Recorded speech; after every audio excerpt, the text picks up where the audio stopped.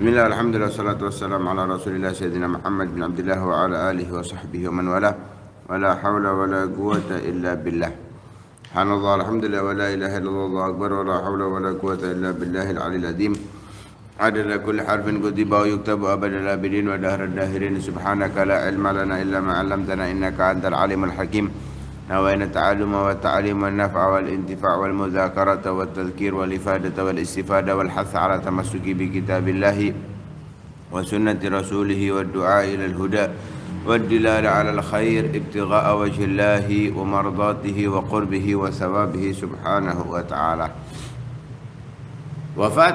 Wafatnya Imam Ali bin Husain radhiyallahu ta'ala anhu. Beliau meninggal pada 10 hari kedua dari bulan Muharram,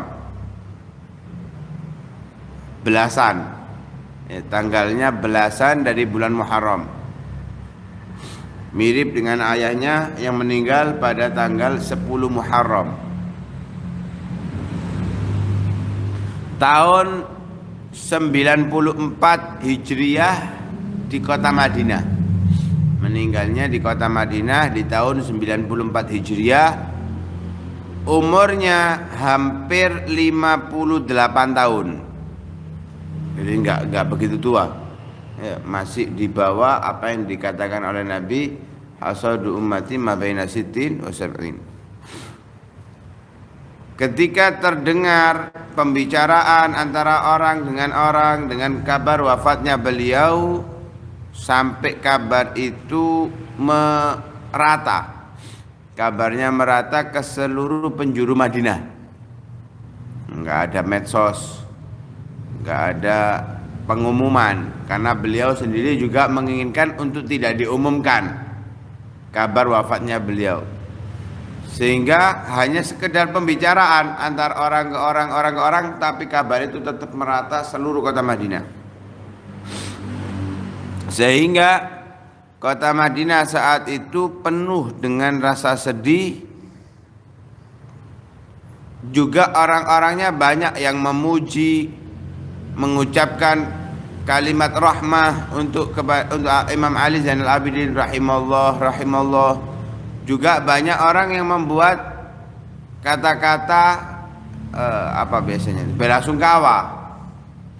Ucapan bela sungkawa terhadap Imam Ali Zainal Abidin radhiyallahu taala anhu. Mereka berbondong-bondong untuk menghadiri pemakaman beliau, untuk menyolati beliau. Padahal beliau sudah berwasiat untuk tidak diumumkan akan wafatnya beliau, tapi orang-orang tetap banyak yang berangkat ke sana, bahkan jalannya cepat, wasiatnya juga dikubur cepat-cepat, dikasih kain kafan dari katun, kemudian minta juga di kapas-kapasnya nggak usah dikasih mesik. Nggak usah dikasih mesik, jadi biasa. Yang menyolati beliau banyak, dan mereka semuanya mengantarkan untuk pemakaman terakhirnya di tempat Baqi Al-Gharqad. Di sebelah makam pamannya Imam Hasan bin Ali bin Abi Thalib dan sepupu Rasulullah sallallahu alaihi wasallam Abdullah bin Abbas. Jadi makamnya Imam Ali Zainal Abidin, sebelahnya Imam Hasan bin Ali bin Abi Thalib, dan sebelahnya Imam Abdullah bin Abbas, tengah-tengahnya.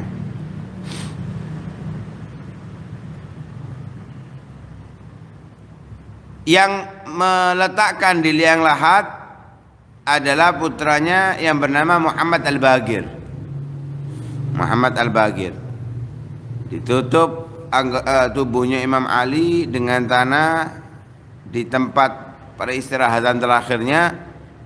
bukan hanya sekedar menutup jasadnya, tapi menutup pula ilmunya, menutup pula kebaikannya, ketakwaannya. Semoga Allah memberikan rahmat dan ridha kepada Imam Ali Zainul Abidin. Alhasil, setelah perjuangan panjang, wafat pun menghampiri beliau. Kesabaran, keteguhan di dalam berdakwah, mengajak orang ke dalam kebaikan, sedekah yang tidak diketahui sampai wafatnya, tertutup pula dengan kematian, dengan wafatnya Al-Imam Ali Zainal Abidin. Wa inna lillahi wa inna ilaihi raji'un. Ini gambaran orang yang soleh juga meninggal, orang yang baik juga meninggal, orang yang dicintai Allah juga meninggal. Ya, makanya kita harus selalu melihat, memandang, memperhatikan berapa banyak orang yang nyawanya diambil oleh Allah dalam keadaan bermaksiat kepada Allah. Naudzubillah min zalik. Nah, itu yang harus kita jadikan waspada. Nah, kalau beliau Imam Ali Zainal Abidin hidupnya penuh dengan ibadah, siap kapanpun ajal menjemput. Nah, karena itu kita harus mempersiapkan. Ya, umur gak menentu. Jangan berpikiran kurung seket. An biasa sudah 70. Imam Ali Zainal Abidin gak sampai 60 ya. Imam Ghazali hanya 55 tahun. Imam Nawawi gak sampai 50 tahun. Ulama-ulama besar, ya, pembesar dari mazhab Imam Syafi'i nggak sampai 50 tahun usianya. Jadi jangan merasa masih panjang usia kita, ya, masih panjang hidup kita. Anggap kalau kita berada di waktu pagi, kita nggak sampai sore. Kalau kita berada di waktu sore, nggak sampai pagi. Dan ini sudah panjang, ya, angan-angan yang sudah panjang, karena Rasul angan-anganannya nggak panjang. Makan satu suap nggak yakin bisa menelan apa yang dia masukkan di dalam mulutnya, nggak yakin masih hidup. Beliau Al-Imam Ali Zainal Abidin meninggalkan penerusnya berjumlah 14 orang. Jadi anaknya ada 14 orang soleh, orang ahli sedekah. Anaknya berapa? 14. Kadang aneh zaman sekarang, soge miliarder, anak piro loro, anak siji. Mula pokok miliarder, ratusan juta cukup lah anakmu loro, ya. Ngoyo-ngoyo kerjain geledek anak mek loro. Mau buat apa? Nggak ada hasilnya apapun. Yang ada anaknya nanti tukaran. Oh gak, tak dedek anakku, gak cinta dunia. Iya durung rabi, lek wis rabi bojone sing nyucuk, akhirnya tukaran. Karena itu banyak anak jangan khawatir takut masalah rezeki mereka, tapi ojo turu tok moroan. Ya, anaknya akeh terus turu tok, ya ndak, kerja, usaha, ikhtiar. Tapi rezeki yang memberikan adalah Allah Subhanahu wa taala. 14 anaknya, 10 laki-laki. Lah dari 10 orang inilah terus menerus keturunan Al-Imam Husain berlanjut hingga hari kiamat nanti. Ketika sudah di akhir kiamat, mulai diambil Ahlul Bait keluarga Nabi SAW, tidak tersisa sama sekali. Ya, tidak tersisa sama sekali. Tapi dari Imam Ali Zainal Abidin turun 10 orang, dari sinilah turun keturunan Nabi SAW. Ya, sampai sekarang menjadi banyak dari keturunan Al-Imam Husain. Dari keturunan Imam Husain. Adapun Al-Imam Hasan dari dulunya memang enggak satu yang menurunkan, beberapa. Tapi Imam Husain ketika terjadi kejadian dari Karbala, semua anaknya meninggal, tinggal Imam Ali Zainal Abidin. Dari Imam Ali Zainal Abidin turun 10. Dari situlah turun temurun anak-anaknya. Di antaranya Imam Muhammad Al-Baqir punya anak Ja'far As-Shadiq. Imam Ja'far As-Shadiq punya anak Musa Al-Kadzim. Imam Musa Al-Kadzim ini anaknya 36. Anaknya 36, mau tambah wake mana? Ya. Kalau orang sekarang 10, pakai nih. Pirang tahun kau Nabi? 5 tahun. Piro anakmu? 4, 8 tahun. Biasa aja, mereka 14 itu biasa kok, tidak ada yang kaget. Orang-orang tua kita dulu loh, berapa anaknya? 9, 12, nggak ada yang kaget. Sekarang loh kakek dimasuki pikiran-pikiran negatif sehingga merasa 2 anak itu sudah cukup. Lah aku iya 2 anak ya cukup, tambah lebih baik. 2 anak cukup, alhamdulillah dikasih. Ya ada orang-orang yang nggak dikasih amanah oleh Allah untuk ngasuh anak. Ya tetap harus dia bersyukur. Yang dikasih 2 ya harus bersyukur. Dikasih 10 ya tambah bersyukur kan. 2 anak cukup, lebih baik.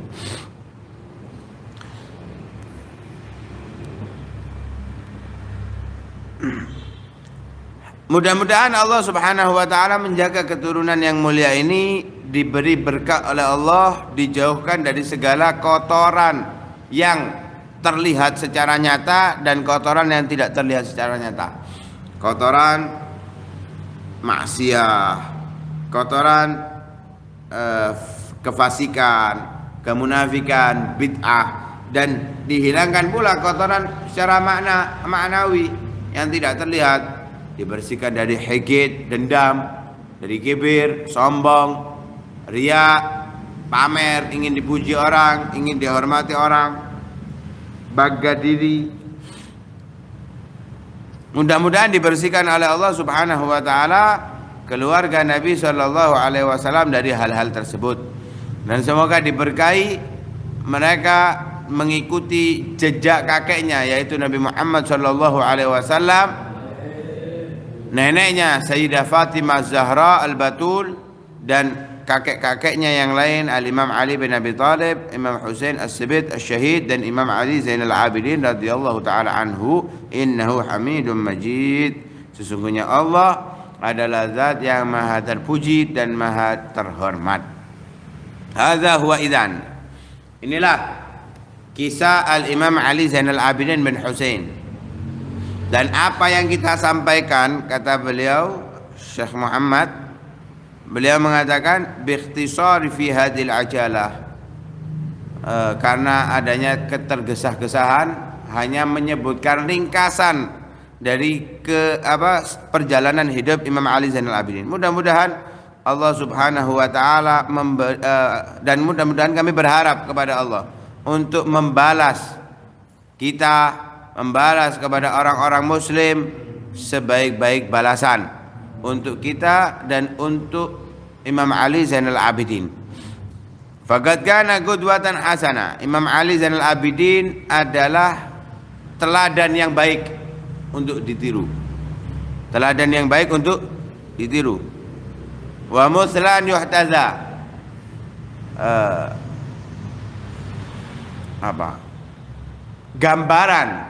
Gambaran yang cocok, yang layak untuk diikuti. Dalam jati diri beliau terdapat akhlak-akhlak mulia Rasul sallallahu alaihi wasallam. Akhlaknya Imam Ali bin Abi Thalib. Ibunya yang dimaksud adalah Sayyidah Fatimah Zahra. Bukan akhlak yang sekedar mengkopi sedikit, tapi yang diambil dari kakeknya, dari ayahnya, dari ibunya. Banyak dari akhlak-akhlaknya yang diambil oleh beliau, dijadikan akhlaknya beliau, dijadikan perangainya beliau, sehingga qudwah hasanah, apa yang ada pada Rasulullah berpindah kepada cucunya Al-Imam Ali Zainal Abidin. Persis, enggak melenceng 1 senti pun daripada ajaran Rasul sallallahu alaihi wasallam. Allah telah menghiasi beliau Al-Imam Ali Zainal Abidin dengan akhlak yang mulia, sifat yang agung, yang menjadikan beliau menjadi pewaris kenabian, bukan hanya sekedar nasab. Ya, pewaris kenabian bukan hanya sekedar nasabnya sambung kepada Nabi Muhammad, tapi beliau juga menjadi pewaris ilmu, pewaris akhlak, pewaris keutamaan, pewaris kemuliaan yang perlu untuk diikuti. Beliau Syekh Muhammad menyatakan, wa inni as'alullah, dan aku memohon kepada Allah an yuwaffiqana, untuk memberikan taufik kepadaku fit tabaatil qadimah. Ya, karena tadi disebutkan hanya ikhtisar ringkasan, beliau memohon untuk diberi taufik agar mampu untuk membuat yang lebih panjang lagi di dalam cetakan-cetakan yang akan datang tentang sirah perjalanan orang yang mulia dari keluarga Nabi Sallallahu Alaihi Wasallam, Imam Ali Zainal Abidin. Beliau menyatakan hanya ada kemampuan untuk menutup, membuktikan, menyatakan hak-hak yang harus diketahui oleh orang-orang tentang keluarga Nabi Sallallahu Alaihi Wasallam. Tapi kemampuan itu adalah juhdul mukil. Ya, kemampuan orang yang lemah, wa gudratul ajiz, kemampuan ya orang yang tidak mampu, anil ihatati bi kulli hadzal fadl, untuk menyebutkan segala bentuk kemuliaan yang dimiliki oleh Imam Ali Zainal Abidin, dan mencari-cari tahu dari kehidupan keluarga yang mulia, keluarga Nabi yang istimewa, yang diberkahi oleh Allah Subhanahu wa Ta'ala. Beliau mengakui bahwa yang beliau sebutkan banyak kekurangan dari ceritanya. Dia nggak lengkap, nggak bisa melengkapi apa yang dialami oleh Imam Ali Zainal Abidin, yang dijalankan oleh Imam Ali Zainal Abidin dalam kehidupannya. Tapi beliau menyatakan bahwa ini adalah kemampuan orang yang lemah, mengakui akan kekurangannya. Dikatakan oleh ulama syuhudut taksir tashmir, ya, mengakui bahwa dirinya adalah sembrono, kurang, itu adalah bentuk kesempurnaan. Wa syuhudut tashmir taksir, merasa bahwa dia ini sudah punya semangat yang luar biasa, itu adalah bentuk kalau dia adalah orang yang ceroboh. Jadi mereka aulia usalihun selalu berusaha, nggak pernah kendor semangatnya. Kenapa?